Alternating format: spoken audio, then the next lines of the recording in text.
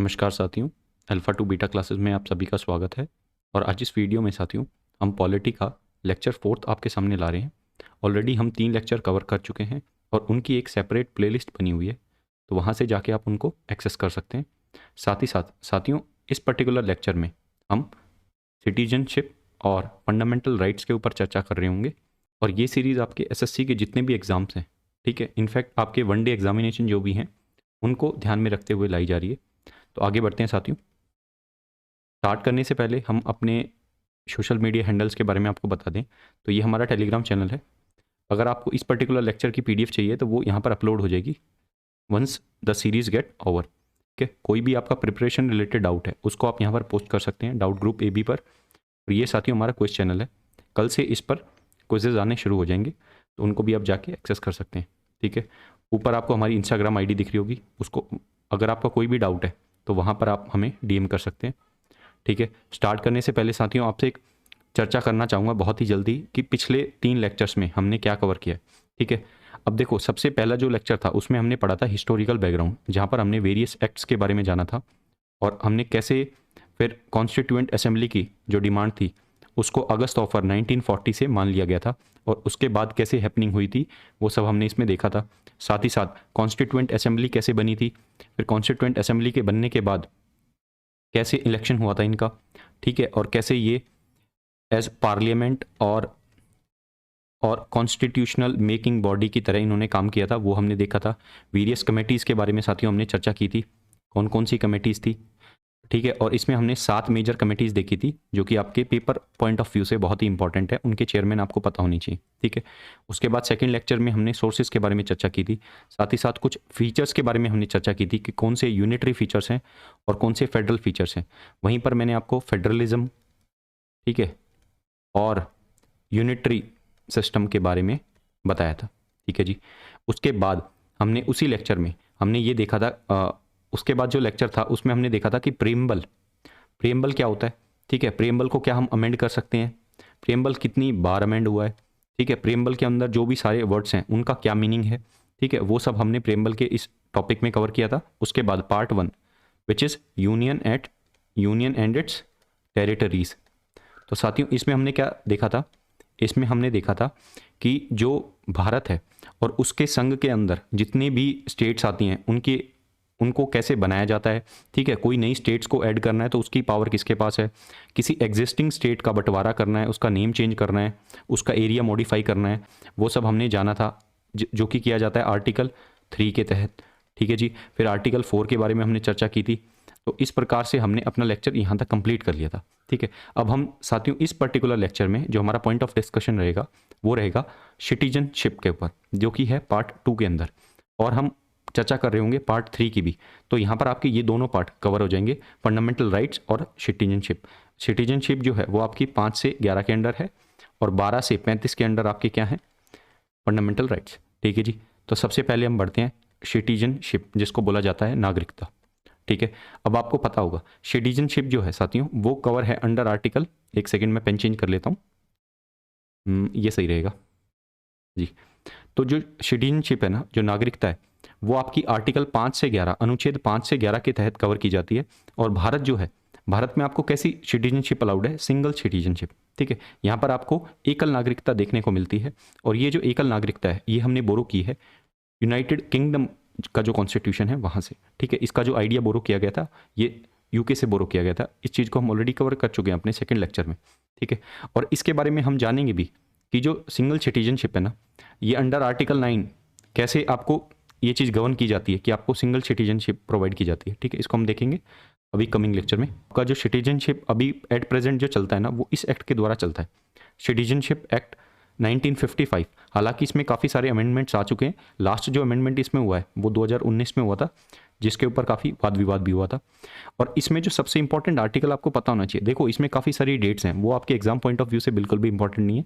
इसमें जो important article आपको पता होना चाहिए वो है आर्टिकल 11 और आर्टिकल 9। ठीक है, जिसके बारे में हम चर्चा करेंगे। आर्टिकल 11 में क्या दिया हुआ है, आर्टिकल 11 में ये बात की जाती है सिटीजनशिप पे रिलेटेड अगर मुझे कोई भी प्रोविजंस बनानी है तो उसका अधिकार किसको दिया गया है, तो उसका अधिकार दिया गया है भारत की संसद को। ठीक है, पार्लियामेंट को। तो इसी के तहत, और साथियों देखो, अगर आप ये सोचो कि जो सिटीजनशिप ऑफ इंडिया एक्ट 1955 ये पिक्चर में कैसे आता है, तो आपको पता होगा कि अगर आर्टिकल 11 ये पावर दे रहा है संसद को, तो संसद ने क्या किया, संसद ने इस पावर का यूज़ करते हुए इन्होंने ये एक्ट बना दिया, और एट प्रेजेंट हम इससे गवर्न होते हैं। अगर आपको किसी को भी भारत का नागरिक बनना है, ठीक है, मान लो अगर कोई ABC पर्सन है जो कि भारत का नागरिक नहीं है, तो इसमें वेरियस तरीके बताए गए हैं, ठीक है, जिसके तहत आप एक इंडिया की जो सिटीजनशिप है उसको एक्वायर कर सकते हो, भारत की नागरिकता को आप ले सकते हो। और इसमें बहुत सारे तरीके बताए गए हैं जिसके तहत आप भारत की जो नागरिकता है उसको खो भी सकते हो, ठीक है। तो इनके बारे में हम चर्चा करेंगे अभी। सबसे पहले मैं बात करता हूँ सिटीजनशिप ऑफ इंडिया 1955। तो इसमें मेनली आपको 5 तरीके बताए गए हैं जिससे आप सिटीजनशिप को ले सकते हो। पहला क्या है, बाय बर्थ। अगर आपका बर्थ इंडिया में हुआ है तो ऑटोमेटिकली आप क्या हो जाओगे, भारत के सिटीजन हो जाओगे। इसके बाद डिसेंट, आपके मदर या फादर में से कोई भी अगर भारत का नागरिक था एक फिक्स टाइम पे, उस पर्टिकुलर चीज़ से आप क्या हो जाओगे, भारत के नागरिक हो जाओगे, ठीक है। इसके बाद आता है नेचुरलाइजेशन, ठीक है। नेचुरलाइजेशन के सामने मैंने एक नाम लिखा हुआ है, अदनान सानी। ये जो थे ना साथियों, ये पहले क्या थे, ये भारत के नागरिक नहीं थे, ये पहले पाकिस्तान के नागरिक थे, ठीक है। इसके बाद इन्होंने क्या किया, इसके बाद इन्होंने इंडिया में ये लोग आए, ठीक है, इंडिया में ये आए और इंडिया की इन्होंने सिटीजनशिप को लेना चाहा। तो इस पर्टिकुलर नेचुरलाइजेशन के तहत इन्होंने क्या किया, इंडिया की सिटीजनशिप को लिया। और इसमें साथियों एक प्रोसेस होता है, एग्जाम रिलेटेड तो वो इंपॉर्टेंट नहीं है, बट मैं आपको मोटा मोटी बता देता हूँ कि जैसे इसमें ऐसा दिया जाता है कि आपको 12 साल इंडिया में रहना है, जिसमें से अगर आज मैं अप्लाई कर रहा हूँ ना जैसे, तो इससे इमीडिएट 1 साल पहले तक मुझे इंडिया में ही रहना है। ऐसा नहीं हो सकता कि मैं पैच में इंडिया में रह रहा हूँ, कि 2-3 महीने में इंडिया में रहा, फिर मैं बाहर चला गया, फिर मैं वापस आया। ऐसा नहीं होना चाहिए। आज अगर मैं इंडिया में हूँ और मान लो जैसे आज तो इंडिया में हूँ मैं, और आज मुझे इंडिया की सिटीजनशिप के लिए अप्लाई करना है, तो इससे जस्ट 1 साल पहले का जो भी टाइम पीरियड होगा उससे मैं कॉन्टीन्यूसली इंडिया में रहना चाहिए। और पिछले जो 11 साल हैं उससे मैं इंडिया में रहना चाहिए। बट वो जो है 11 साल वो पैच में कवर हो सकते हैं, बट ये जो 1 साल का टाइम पीरियड है ये रेगुलर होना चाहिए। तो इस तरीके से 12 साल आपके कवर होते हैं। और इस चीज़ को देखते हुए आपको क्या दी जाती है, अंडर नेचुरलाइजेशन आपको ये सिटीजनशिप को दे दिया जाता है। तो अदनान सानी जो है ना वो इस तरीके से इंडिया के सिटीजन बने हैं, ठीक है जी।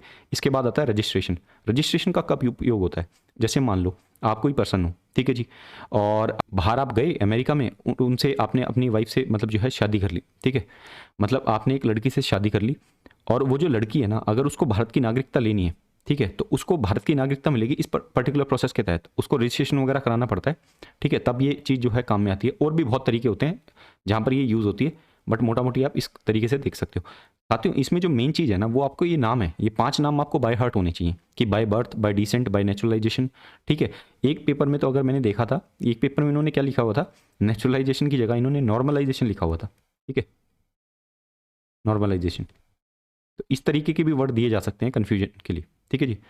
तो आपको ये याद रखना है कि कौन कौन से प्रोसेस होते हैं जिसके तहत, कौन कौन से तरीके हैं जिसके तहत हम भारत के नागरिक बन सकते हैं इस एक्ट के अंडर, ठीक है। एक लास्ट है इनकॉर्पोरेशन ऑफ टेरिटरी।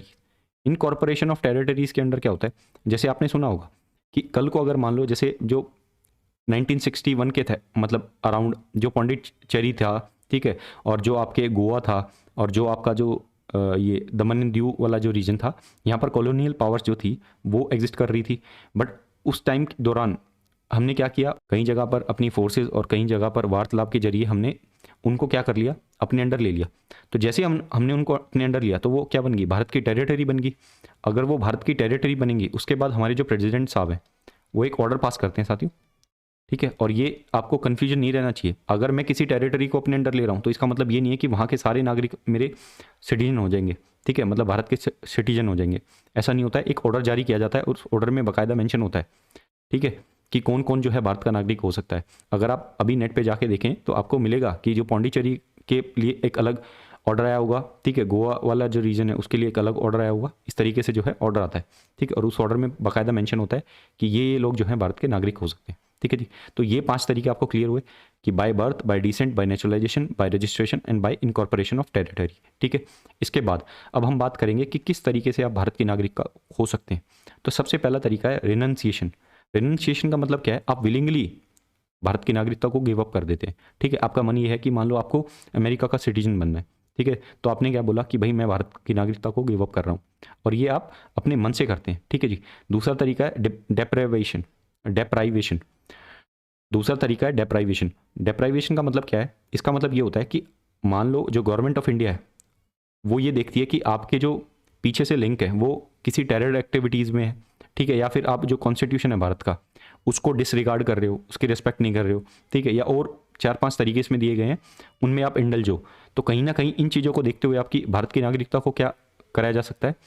उनको टर्मिनेट किया जा सकता है गवर्नमेंट ऑफ इंडिया के द्वारा। तीसरा तरीका है टर्मिनेशन। टर्मिनेशन मतलब क्या है? आपने मान लो किसी अपने गुप्त तरीके से या कैसे भी आपने मान लो कल को किसी दूसरी, मान लो जैसे आपने कनाडा की सिटीजनशिप ले ली, तो ऑटोमेटिकली वहाँ पर आपकी इंडिया की जो सिटीजनशिप हो जाएगी वो क्या हो जाएगी? टर्मिनेट हो जाएगी, ठीक है। और ये चीज़ कहाँ लिखी हुई है? ये बिल्कुल साफ साफ लिखी हुई है आपके आर्टिकल 9 में, जिसके बारे में मैंने बताया था कि हम बाद में डिस्कस करेंगे, ठीक है। और यही चीज़ गवर्न करती है आपकी सिंगल सिटीजनशिप को, कि भारत का कोई भी नागरिक है उसके पास केवल एक सिटीजनशिप हो सकती है जो कि है भारत की, ठीक है। कल को अगर वो किसी दूसरी कंट्री का सिटीजन बनता है तो वहाँ पर ऑटोमेटिकली भारत की नागरिकता क्या हो जाएगी? वो टर्मिनेट हो जाएगी। तो ये 3 तरीके आपको क्लियर हुए, रेनंसिएशन, डेप्रिवेशन और टर्मिनेशन, ठीक है। इनको भी आपको बाय हार्ट याद करना है। इसके बाद हम बात करेंगे यूएसए की। तो साथियों यूएसए में हमने ये डिस्कस भी किया था जब हम ये सोर्सेज पढ़ रहे थे कि यूएसए में आपका सिस्टम जो चलता है वो चलता है ड्वेल सिटीजनशिप का। वहाँ पर कोई भी नागरिक है तो वो एक तो अपनी स्टेट का नागरिक होता है, ठीक है, जैसे न्यूयॉर्क का नागरिक हो गया, और एक होता है वो फेडरल लेवल पे जैसे यूएसए का सिटीजन। तो वहाँ पर सिस्टम चलता है ड्वेल सिटीजनशिप का, जबकि इंडिया में कैसा चलता है? एकल नागरिकता, सिंगल सिटीजनशिप, ठीक है जी। तो ये चीज़ आपको क्लियर हुई। ये एक पेपर में पूछा गया था कि इन पर्टिकुलर किस कंट्री में जो है ड्वेल सिटीजनशिप चलती है, तो यूएसए उसमें एक ऑप्शन था, इसलिए हमने चीज लिखी है यहाँ पर, ठीक है जी। तो ये आपको समझ में आया। इसके बाद कई बार है ना आपके, वैसे एग्जाम में तो नहीं पूछा जाता है, कई बार एस्पायरेंट जो है वो कंफ्यूज रहते हैं इन टर्म्स में। एनआरआई क्या होता है, ठीक है, पीआईओ क्या होता है, ओसीआई क्या होता है। तो इसके बारे में मैं आपको बता देता हूँ कि एनआरआई की जो फुल फॉर्म होती है वो होती है नॉन रेजिडेंट इंडियन। ये क्या होता है? ये वो बंदा है जो एक्चुअली में है तो भारत का नागरिक, बट ये पिछले 180 दिनों से, ठीक है, 180 दिनों से कहीं बाहर रह रहा है, आउटसाइड इंडिया रह रहा है, ठीक है। और ध्यान देना साथियों, ये मैंने बिल्कुल नहीं बोला है कि ये भारत का नागरिक नहीं है, ये भारत का नागरिक है और ये आ जा सकता है बिल्कुल एज अ नॉर्मल जो पर्सन आते हैं इंडिया में, ठीक है। बस ये क्या है कि पिछले 6 महीने से ये बंदा बाहर रह रहा है, तो इसको हम बोल देते हैं एनआरआई, नॉन रेजिडेंट इंडियन। इसके बाद बात करेंगे पीआईओ और ओसीआई के बारे में। तो पीआईओ कौन होते हैं? ये होते हैं पर्सन ऑफ इंडियन ओरिजिन, और ओसीआई होते हैं ओवरसीज सिटीजन ऑफ इंडिया, ठीक है। अब ये जो पीआईओ होते हैं ना, ये मोर और लेस सिमिलर होते हैं ओसीआई से, बट कुछ डिफरेंस होते हैं, और वो डिफरेंसेस होते हैं इनके रिलैक्सेशन में। मतलब जैसे जो पीआईओ होते हैं उनको थोड़ा रिस्ट्रिक्शन जो है वो ज़्यादा दिया जाता है। हालांकि अब ये जो दोनों हैं ये इनको क्या कर दिया गया है? मर्ज कर दिया गया, ठीक है। कमेंट सेक्शन में आपको मेरे को ये बताना, आज का पहला क्वेश्चन है आपका, कि इनको मर्ज कब किया गया था, कौन से साल में इनको मर्ज किया गया था। अब पीआईओ क्या होते हैं ये समझ लेते हैं। तो पर्सन ऑफ इंडियन ओरिजिन, तो इनका ओरिजिन इंडिया का था कहीं ना कहीं। तो ये वो लोग हैं जिनके एंसेस्टर्स जो हैं, इनके पेरेंट्स भी हो सकते हैं, इनके दादा दादी भी हो सकते हैं, इनके ग्रेट ग्रैंड फादर्स भी हो सकते हैं, जो कि सिटीजन थे इंडिया का, ठीक है। और अगर ऐसा होता है तो इनको बोला जाएगा पीआईओ। और इनको क्या बेनिफिट मिलता है? तो ये इंडिया में आ जा सकते हैं, इनको कोई वीज़ा की रिक्वायरमेंट नहीं हो सकती, ठीक है, इनको कोई वीज़ा की रिक्वायरमेंट नहीं पड़ती, इनको स्टडी से रिलेटेड काफ़ी कंसेशंस वगैरह दिए जाते हैं, ठीक है। और एक और चीज़ आपको ये पता होना चाहिए कि ये जो है ना, ये इंडिया के सिटीजन नहीं होते, इनके पास इंडिया की सिटीजनशिप नहीं होती, ठीक है, जो कि यहाँ पर हमें देखने को मिलती है एनआरए के केस में। ओसीआई के बारे में जान लेते हैं। तो ओसीआई जो है ना, इनको एक एक्ट के तहत गवर्न किया जाता था पहले, वो था एक्ट ऑफ 1955, ठीक है, जो कि हमने अभी पढ़ा था, सिटीजनशिप इंडिया एक्ट 1955। तो जो सिटीजनशिप का एक्ट था ना 1955 का, उसके तहत इनको कवर किया जाता है, और इनके तहत इसका क्या होता है? रजिस्ट्रेशन होता है, ठीक है। उसके बाद इन पर्सन को क्या बोला जाएगा? ओसीआई बोला जाएगा। और इनमें क्या होता है? वही कि इनको भी वीज़ा की रिक्वायरमेंट नहीं पड़ती, ठीक है। और ये जो है कितने भी नंबर ऑफ टाइम्स जो है इंडिया को विजिट करते हैं।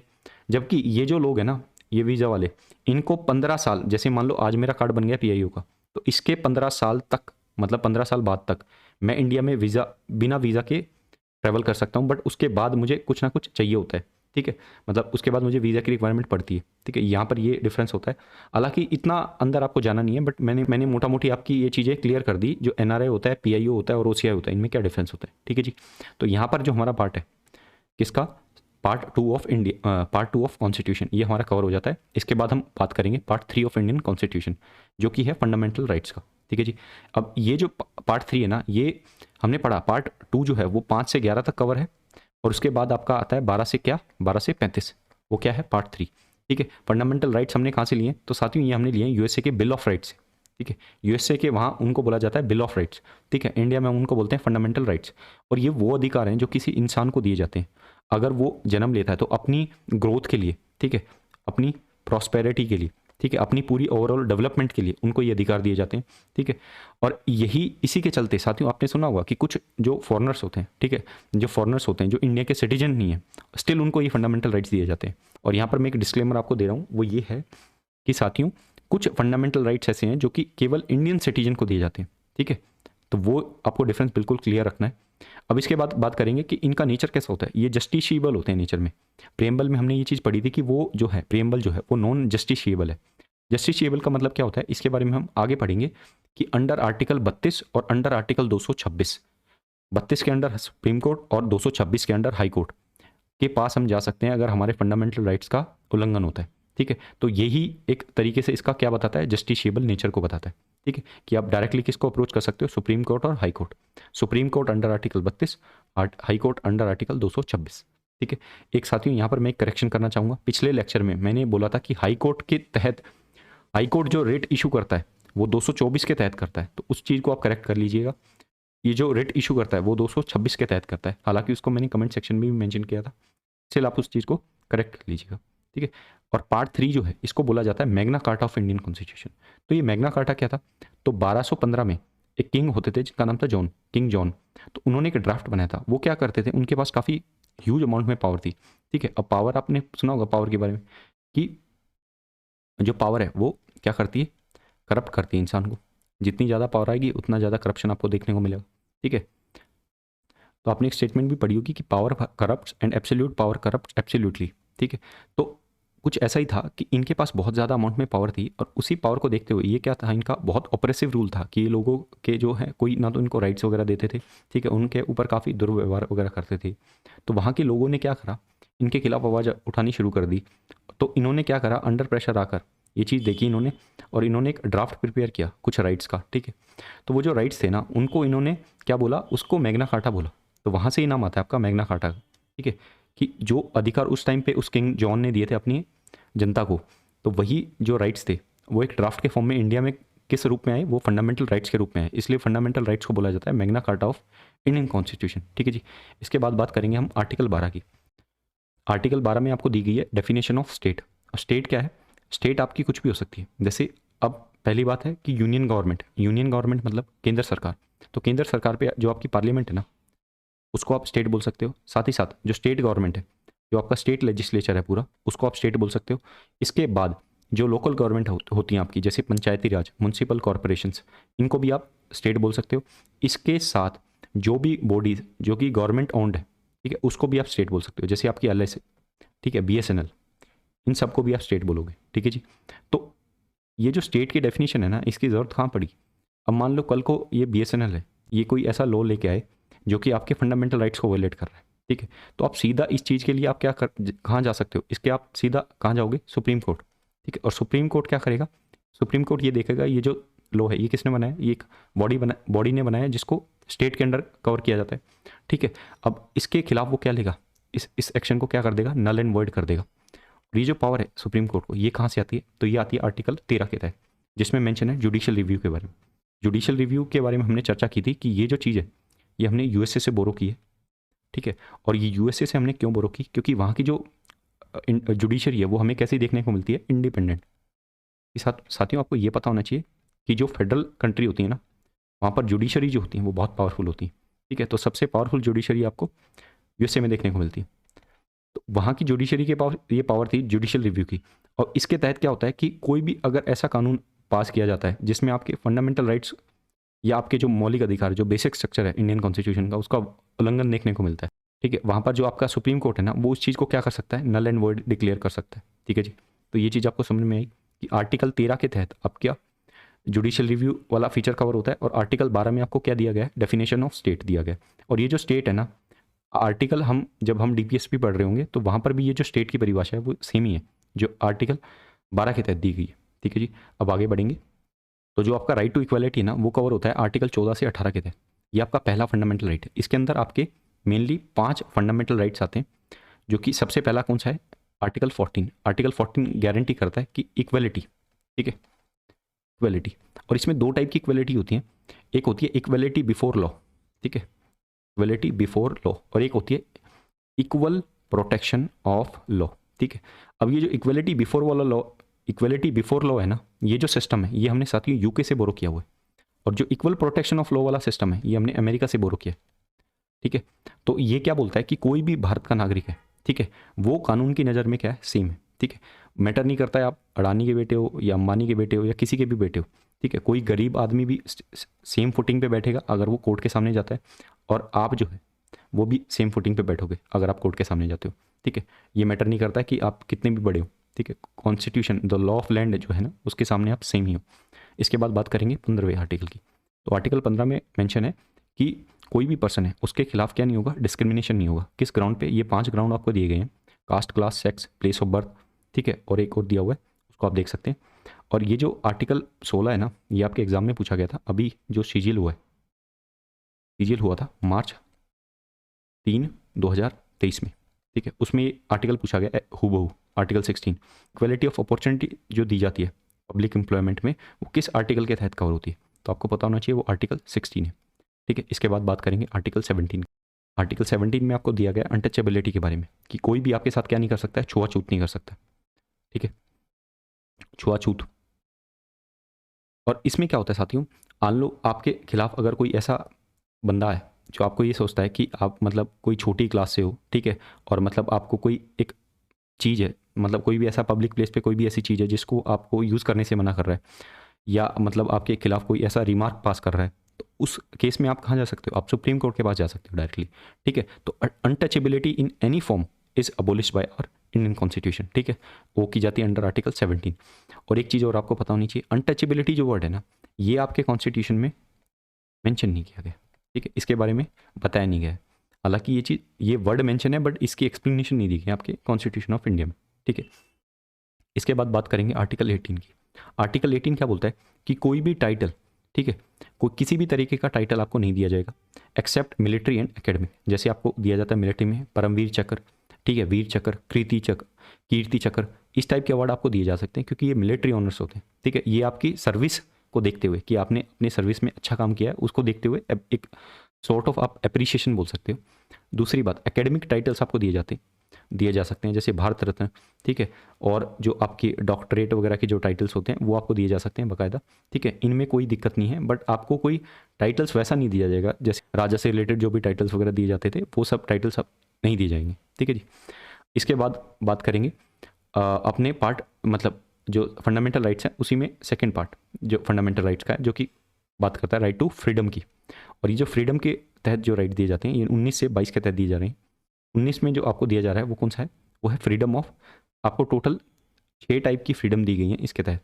Freedom of speech, association, freedom to assembly peacefully, freedom to roam anywhere. और ये जो स्टार मार्क किया हुआ है ना साथियों, इसका मतलब है कि आपको पूरी आज़ादी तो है, बट ये जो आज़ादी है ना आपकी, यहाँ पर मैं आपको एक बात करना चाहूँगा जो कि मैंने पिछले लेक्चर में भी की थी, कि लिबर्टी और फ्रीडम में बहुत फ़र्क होता है साथियों। Liberty comes with certain restrictions. ठीक है, इसके साथ कुछ ना कुछ रेस्ट्रिक्शंस होती हैं। ठीक है, मतलब आप मन चाहे जो काम है वो नहीं कर सकते हो। अगर आप अपनी फ्रीडम को एंजॉय कर रहे हो तो आपके साथ कुछ रेस्ट्रिक्शंस भी बाउंड है, कि उनके तहत, उनके पेरीमीटर के अंदर अंदर वो आपको काम करना है।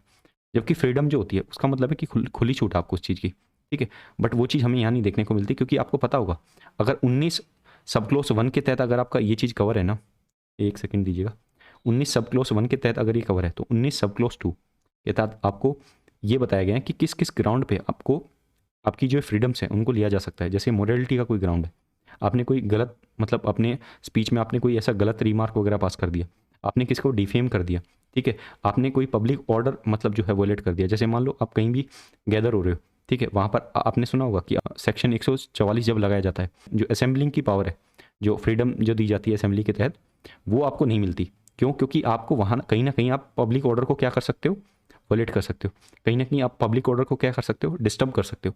तो इसके चलते आपको ये जो आपकी फ्रीडम है उसको कर्टेल किया जा सकता है। ठीक है, ये बाकायदा हमारे आर्टिकल 19 सब क्लोज 2 में मेंशन है। तो ये 6-7 टाइप की आपकी जो फ्रीडम है वो गवर्न की जाती है। इसके बाद मैंने यहाँ पर एक लिखा हुआ है एक चीज़ कि freedom of press is guaranteed through this right. इसका मतलब क्या है, देखो अब साथियों इनकी जो इंटरप्रिटेशन की जाती है ना, ये एक तो होता है इनका एक्सप्लिसिट मीनिंग जो आपको यहाँ दिख रहा होगा, और एक होता है इनका इम्प्लिसिट मीनिंग। इम्प्लिसिट मीनिंग निकालता है इनका सुप्रीम कोर्ट, ठीक है।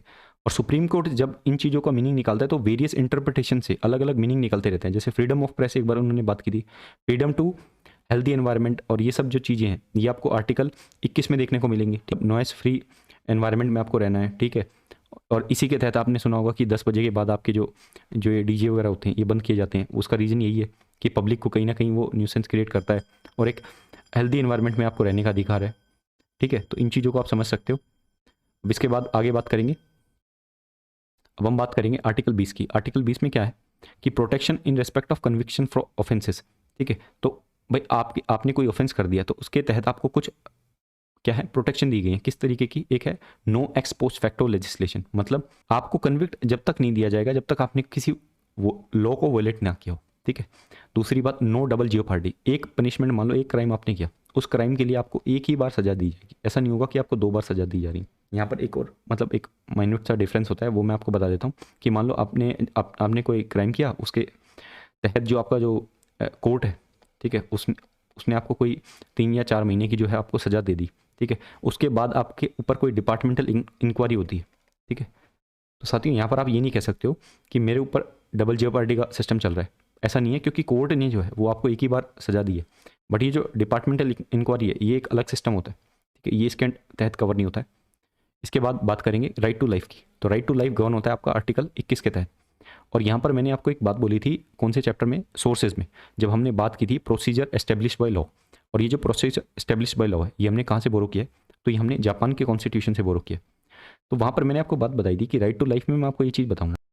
मेरा कहने का मतलब ये है कि आपकी लाइफ को तब तक और केवल तब तक नहीं लिया जा सकता जब तक एक सिस्टम ना चला हो, लॉ का एक प्रॉपर सिस्टम ना चला हो। तो वो जो प्रोसीजर है ना वो एक लॉ के तहत गवर्न होना चाहिए। और इसका बेस्ट एग्जांपल मैं आपको देता हूँ कि मान लो आपको डेथ पेनल्टी जब इशू होती है, ठीक है, तो आपको ऐसे ही डेथ पेनल्टी इशू नहीं होती साथियों। बाकायदा उसमें केवल पहली बात तो ये है कि सुप्रीम कोर्ट और हाई कोर्ट केवल डेथ पेनल्टी को इशू कर सकता है। और उसके तहत आपका एक प्रॉपर सिस्टम मतलब कवर किया जाता है कि भाई इस पर्टिकुलर बंदे ने ये क्राइम किया है, और फिर आपकी जो है ये हियरिंग्स वगैरह चलती हैं, और उसके तहत फिर वो प्रॉपर जो सिस्टम है लॉ का वो फॉलो किया जाता है, प्रॉपर ड्यू प्रोसेस फॉलो किया जाता है। उसके बाद आपको डेथ पेनल्टी दी जाती है। ठीक है। तो वही बात है कि आपकी लाइफ को तब तक नहीं लिया जा सकता जब तक एक प्रॉपर ड्यू प्रोसेस फॉलो ना किया जाए। ठीक है। वो है इसका मतलब। यहाँ पर आपकी राइट टू प्राइवेसी, ठीक है, राइट टू प्राइवेसी जो है ये भी गारंटी की जाती है इस आर्टिकल के तहत। और ये जो राइट टू प्राइवेसी ना, ये वही बात है जो मैंने बताई थी ना कि इनहेरेंट मीनिंग है।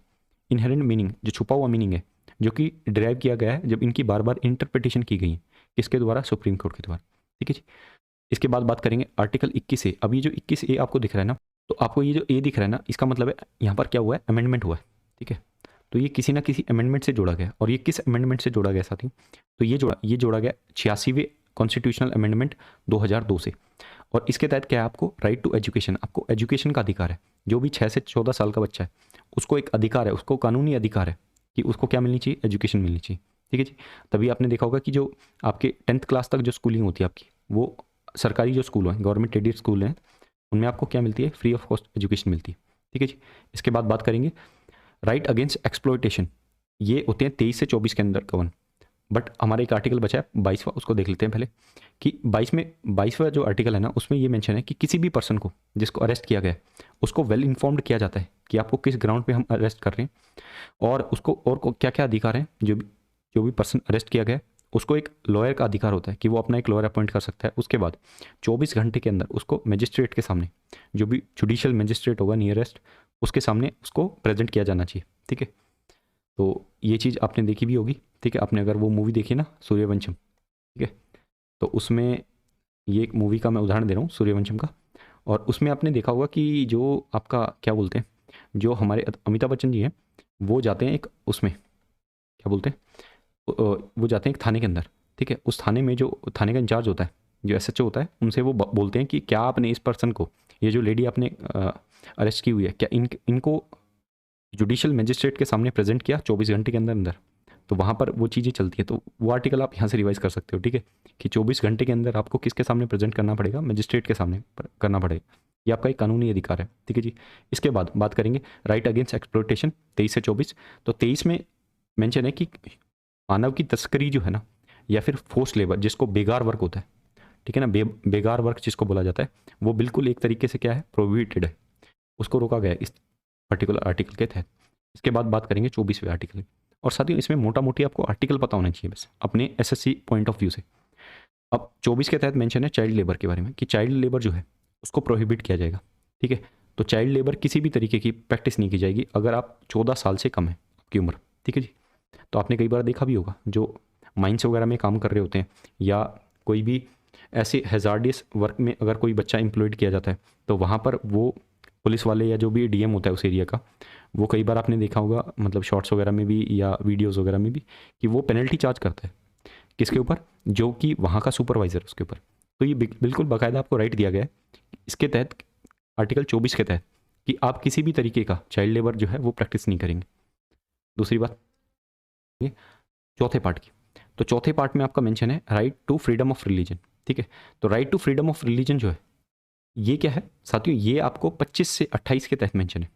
तो 25वां जो आर्टिकल है ये क्या बोलता है कि आपको फ्रीडम है किस किस चीज़ की, conscience, practice, propagate your religion. तो आप अपना जो रिलीजन है वो आप अपना खुद से मान सकते हैं कि किस रिलीजन को आपको फॉलो करना है, आप उसको प्रैक्टिस कर सकते हैं। वेल साथियों आपने कई बार देखा भी होगा कि खुले में आपको कई बंदे दिखते हैं जो नमाज कर रहे होते हैं तो वो कहीं ना कहीं अपने रिलीजन को क्या कर रहे हैं, प्रैक्टिस कर रहे हैं। तो वो बिल्कुल उनको अधिकार है उस चीज़ को करने का। साथ ही साथ वो अपने रिलीजन को प्रोपोगेट भी कर सकते हैं। ठीक है, आपने देखा होगा कि जो ये यात्रा वगैरह निकाली जाती हैं जैसे कई टाइप की जो यात्रा वगैरह निकाली जाती हैं तो वो कर सकते हैं, बिल्कुल उनको अधिकार है इस चीज़ का करने का। ठीक है, 26 के तहत क्या mention, freedom to manage religious affairs. ठीक है, आप अपने रिलीजियस अफेयर को मैनेज कर सकते हैं। मतलब जैसे आपने सुना होगा कि जो आपके आपने देखा भी होगा जो आपके वो होते हैं सिक्स जो होते हैं वो कृपाण वगैरह को लेके चलते हैं। ठीक है, तो उनको ये अलाउड है। ठीक है, हालांकि जैसे मेट्रो में बोला जाता है कि भाई आप किसी भी आर्टिकल्स वगैरह को नहीं ले सकते, बट ये जो चीज़ है ना, ये अधिकार जो है उनको ये कानूनी दिया गया है। ठीक है, कि वो अपने रिलीजियस अफेयर को क्या कर सकते हैं, मैनेज कर सकते हैं। ठीक है, इसके बाद बात करेंगे अपने, ये हमने कर लिया था ना, इसके बाद बात करेंगे आर्टिकल 27 की। आर्टिकल 27 में क्या है कि किसी भी तरीके का टैक्स नहीं लगाया जाएगा रिलीजियस ग्राउंड्स पर। और इसी को देखते हुए कहीं ना कहीं इस चीज़ का मिसयूज़ भी होता है कि कई बार आपने देखा होगा कि कोई बड़ी प्रॉपर्टी ली जाती है उसको चैरिटी के रूप में दिखा दिया जाता है कि भाई ये हमने इस पर्पज़ से लिया गया है, ये मतलब यहाँ पर हम ये रिलीजियस एक्टिविटीज़ वगैरह करने वाले हैं, तो कहीं ना कहीं वो टैक्स को इवेड करते हैं। ठीक है, तो इस चीज़ का कहीं ना कहीं मिसयूज़ वगैरह भी होता है।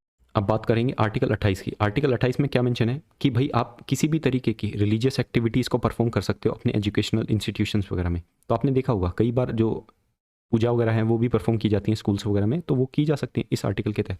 ठीक है, अब बात करेंगे पार्ट 5 की। तो पार्ट 5, और ध्यान देना ये पार्ट जो मैं आपको बता रहा हूँ ये आपके इंडियन कॉन्स्टिट्यूशन के पार्ट नहीं है, ये मैंने इसको सब कैटेगरी में डिवाइड किया हुआ।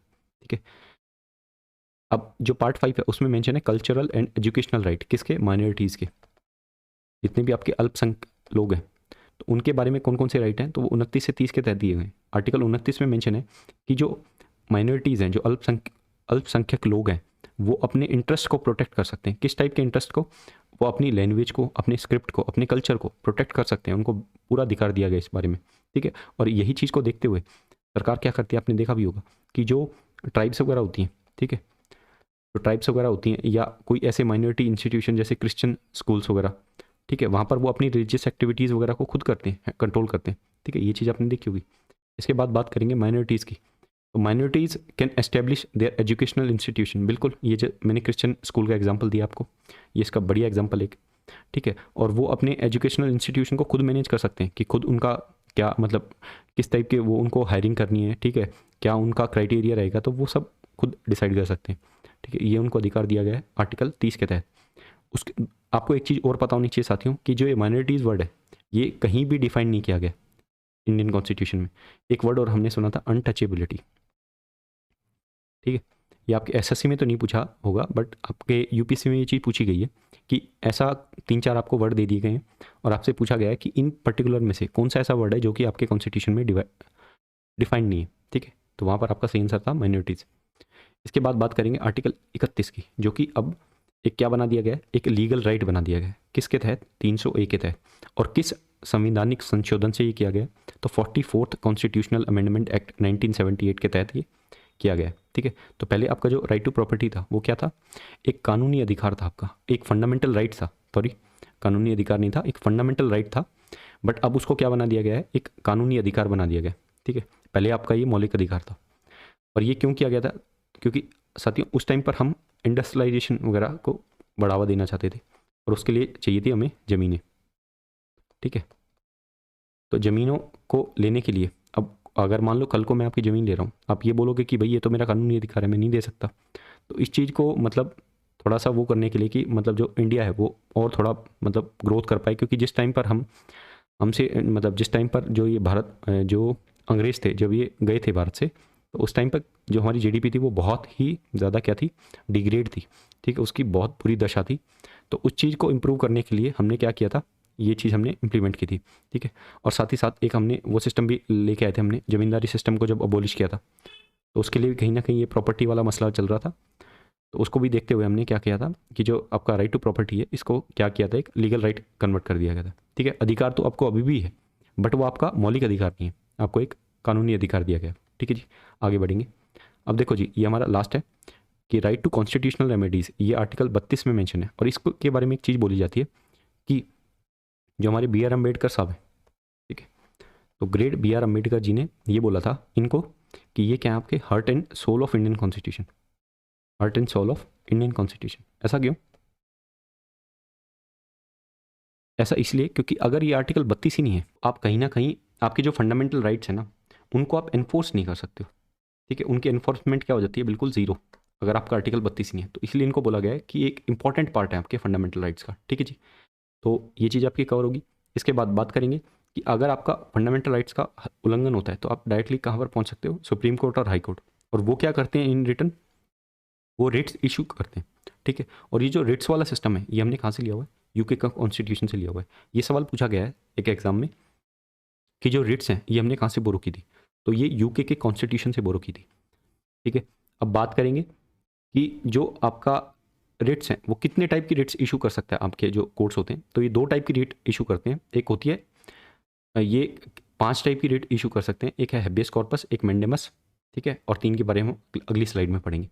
तो पहला हेबियस कॉर्पस के बारे में पढ़ते हैं। हेबियस कॉर्पस का मतलब होता है, लिटल मीनिंग जो होता है इसका वो होता है टू हैव अ बॉडी, मतलब उस बॉडी को प्रेजेंट किया जाए जिसको अभी तक डिटेन किया गया था। तो इसमें हम किसी भी प्रकार का डिटेंशन नहीं कर सकते, अनलॉफुल। और ध्यान देना, ये अनलॉफुल डिटेंशन हम नहीं कर सकते इसमें। अगर किसी भी पर्सन को डिटेन किया जाता है तो जो आपका कोर्ट है वो एक तरीके का ऑर्डर पास कर सकती है कि एक पर्टिकुलर टाइम बाउंड के अंदर उसको क्या कराया जाए, कोर्ट के सामने लाया जाए। और फिर वहाँ पर ये चीज़ देखी जाती है कि वो जो आपका डिटेंशन है वो लीगल था या इलीगल था, ठीक है। तो हैबियस कॉर्पस का मतलब आपको समझ में आया। और ये जो रिट है साथियों, ये किसी प्राइवेट पर्सन के खिलाफ भी लगाई जा सकती है, ठीक है। इसके बाद बात करेंगे मेंडेमिस की। तो मेंडेमिस का लिटल मीनिंग होता है टू कमांड। अब कमांड हमें किसको देनी है, तो जो कोर्ट होता है ना, अगर ये मान लो कोई पर्सन है, ठीक है, और ये जो पर्सन है या कोई संस्था है जो कि एक गवर्नमेंट ऑर्ड है, गवर्नमेंट बॉडी है, अगर वो कोई अपनी जो ड्यूटी है उसको फुलफिल नहीं कर रही, तो वहाँ पर ये जो कोर्ट है ये इस पर्टिकुलर रिट को इशू कर सकता है कि आपको अपनी पब्लिक ड्यूटी को परफॉर्म करना था बट आप वो नहीं कर रहे हैं, ठीक है। तो एक तरीके से उसको एड्रेस कर सकती है। और किस किस के खिलाफ ही लाई जा सकती है, तो public body, quasi judicial body. अब क्वासी जुडिशियल बॉडी कौन सी होती है, वो एक तरीके की ऐसी बॉडी होती है जो कि जुडिशियल भी होती है नेचर में और एग्जीक्यूटिव बॉडी भी होती है, ठीक है। तो वो एक तरीके से आप बोल सकते हो सेमी जुडिशियल बॉडी। और ये क्या कौन से होते हैं, जो आपके ट्राइब्यूनल्स होते हैं ना, ये साथियों आपके क्या होते हैं, क्वासी जुडिशियल बॉडी होती है, ठीक है। बट यहाँ पर आपको एक चीज़ याद रखनी है, ये एक पेपर में पूछा गया है कि क्या हम इस रिट को प्रेसिडेंट गवर्नर के खिलाफ यूज़ कर सकते हैं, तो बिल्कुल नहीं, ठीक है। ये बात आपको याद रखनी है। और ये जो रेट्स होती हैं ये आपका जस्टिशिएबल नेचर को शो करती हैं, किसके, फंडामेंटल राइट्स के। ये हम देख चुके हैं ऑलरेडी। यहाँ पर एक चीज़ मैंने लिखी गई कि जो आपका हाई कोर्ट होता है, हाई कोर्ट जो होता है आपका, वो 226 के तहत इस रिट को इशू करता है। और उसकी जो रिट की जुरिडिक्शन होती है वो सुप्रीम कोर्ट से बड़ी होती है, क्योंकि सुप्रीम कोर्ट जो है वो केवल रिट को इशू कब कर सकता है, जब आपके फंडामेंटल राइट्स का उल्लंघन हुआ हो। बट यहाँ पर हाई कोर्ट जो होता है वो फंडामेंटल राइट्स के साथ अगर किसी और पर्पस के लिए रिट को इशू करना है तो उसके लिए भी वो कर सकता है, ठीक है जी। अब आगे बढ़ेंगे। अब हम बाकी की 3 रिट्स को डिस्कस करेंगे। सबसे पहले है प्रोहिबिशन। प्रोहिबिशन में क्या होता है, प्रोहिबिट करना, रोकना। तो इस केस में क्या होता है कि कोई हाई कोर्ट है वो कर सकता है डायरेक्ट किसी लोअर कोर्ट को, कि अगर वो अपनी जुरिडिक्शंस को क्या करता है, अगर वो ओवर स्टेप करता है, मतलब मान लो अगर उसकी ये जुरिडिक्शन है इसके बाहर वो जा रहा है और कोई जजमेंट दे रहा है, तो जो आपका हाई कोर्ट है, मतलब जो आपका उससे ऊपर जो कोर्ट होगा वो एक ये रिट इशू कर देगा, कौन सी, प्रोहिबिशन की, ठीक है। तो वहाँ पर आपका क्या होगा, वो जो आपका लोअर कोर्ट है वो उस पर्टिकुलर जुरिडिक्शन से बाहर जाएगा नहीं। तो प्रोहिबिशन वहाँ पर इशू की जाती है जब आपका जो लोअर कोर्ट है वो किसी जुडिडिक्शन को एक्सीड कर रहा है, ओवर स्टेप कर रहा है, और ये केवल जुडिशल और क्वाज जुडिशल बॉडीज़ के खिलाफ लाई जा सकती है। इसके बाद बात करेंगे सर्शियरी की। तो ये जो रेट होती है ना साथियों, ये क्या होती है, मान लो इन दोनों में एक माइन्यूट सा डिफरेंस ये होता है कि ये जो रेट होती है सेकेंड वाली सर्शियरी वाली, इसमें ऑर्डर अगर पास हो जाता है उसके बाद ये रेट इशू की जाती है, बल्कि इसमें जो होता है आपका ऑर्डर पास नहीं हुआ है उससे पहले ये रेट इशू हो जाएगी। ठीक है, ये आपको डिफरेंस क्लियर होना चाहिए। बास इसमें वही हाई कोर्ट करेगा लोअर कोर्ट को। ठीक है, अगर मान लो इन्होंने किसी ऑर्डर को पास कर दिया होगा तो उस ऑर्डर को क्या कर देगा, ये हायर कोर्ट जो होगा उस ऑर्डर को कैंसिल कर देगा, एबॉलिश कर देगा या क्वेश कर देगा। ठीक है, रद्द कर देगा उसको। इसके बाद बात करेंगे क्यू वारंटो की। तो क्यू वारंटो में क्या था साथियों, इसमें इसका लिटल मीनिंग होता है बाय व्हाट अथॉरिटी। कोर्ट यहाँ पर डायरेक्ट कर सकती है किसी भी पर्सन को, ठीक है, कि आप किस ग्राउंड पे उस ऑफिस में बैठे हो। ठीक है, अगर ऐसा लगता है कि भाई वो उसके जो ग्राउंड्स हैं, ठीक है, या जिस ग्राउंड के बिहाफ पे वो उसमें बैठा है वो गलत है, तो वहाँ पर वो उसको क्या कर सकते हैं, डिसमिस भी कर सकते हैं उस पर्सन को। ठीक है, उसके बाद अब ये इशू किया जा सकता है, ये जो क्यू वारंटो की जो रिट है ये केवल पब्लिक ऑफिस के रिगार्डिंग, मतलब पब्लिक ऑफिस के लिए जो है इशू की जा सकती है। ठीक है, इसके बाद बात करेंगे आर्टिकल 33 की। तो आर्टिकल 33 में मेंशन है कि जो आपकी पार्लियामेंट है ये आपके जो फंडामेंटल राइट्स हैं उनको मॉडिफाई कर सकती है। किसके लिए, जो भी आपके आर्म्ड फोर्स पर्सनल्स हैं या जो भी आपकी इंटेलिजेंस एजेंसीज हैं, ठीक है, पुलिस फोर्स पर्सनल्स हैं, उनके लिए आपके आर्टिकल 33 में जो फंडामेंटल राइट्स जो मतलब आपके फंडामेंटल राइट्स दिए जा रहे हैं उनको मॉडिफाई किया जा सकता है। ये अधिकार किसके पास है, केवल पार्लियामेंट के पास। इसके बाद बात करेंगे आर्टिकल 34 की। आर्टिकल 34 में मेंशन है कि जो आपकी फंडामेंटल राइट्स हैं ना साथियों, इनको इनको रेस्ट्रिक्ट किया जा सकता है कब, जब आपका मार्शल लॉ लगाया जाए। तो मार्शल लॉ होता है मिलिट्री रूल। ठीक है, जब किसी देश में मिलिट्री रूल हो, मिलिट्री रूल कर रही हो, उसको मार्शल लॉ बोला जाता है। तो मार्शल लॉ के तहत आपके जो फंडामेंटल राइट्स हैं उसके ऊपर कुछ रिस्ट्रिक्शंस को इम्पोज किया जा सकता है। साथियों ये था आज का हमारा लेक्चर। ठीक है, उम्मीद कर रहे हैं कि आपको लेक्चर पसंद आया होगा। और ये जो सारी वीडियोज़ हैं, ठीक है, पॉलिटी की जैसे अलग है, ठीक है, सीजीएल के बेस्ट एक्सपेक्टेड पेपर की हमने प्लेलिस्ट बनाई हुई है। ठीक है, अपॉइंटमेंट्स अभी हाल ही में डिस्कस की थी हमने। कंप्यूटर्स की ये जो सीरीज़ है, इन सभी सीरीज़ को आप जाके देख सकते हैं, इनकी सेपरेट प्लेलिस्ट बनी हुई है हमारे चैनल पर। ठीक है, इसके बाद अगर आपको सेशन पसंद आया तो आपको दो काम करने हैं कि चैनल को आपको सब्सक्राइब करना है। ठीक है, इससे हमें काफ़ी मोटिवेशन मिलता है साथी। दूसरी बात, अगर आप यहाँ तक पहुँच गए तो आपको वीडियो को लाइक करना है। ठीक है, ओनली इफ़ अगर आपको हमारा कंटेंट पसंद आ रहा है। ठीक है, इसके बाद अगर आपका कोई भी सुझाव है तो उसको आप कमेंट सेक्शन में मेंशन कर सकते हैं। ठीक है, उस पर हम सर्टेनली वर्क करेंगे। और आज के लिए इतना ही, जल्दी हम और भी कंटेंट के साथ आएंगे। तब तक के लिए खुश रहें, अपने परिवारजनों के साथ रहें। जय हिंद।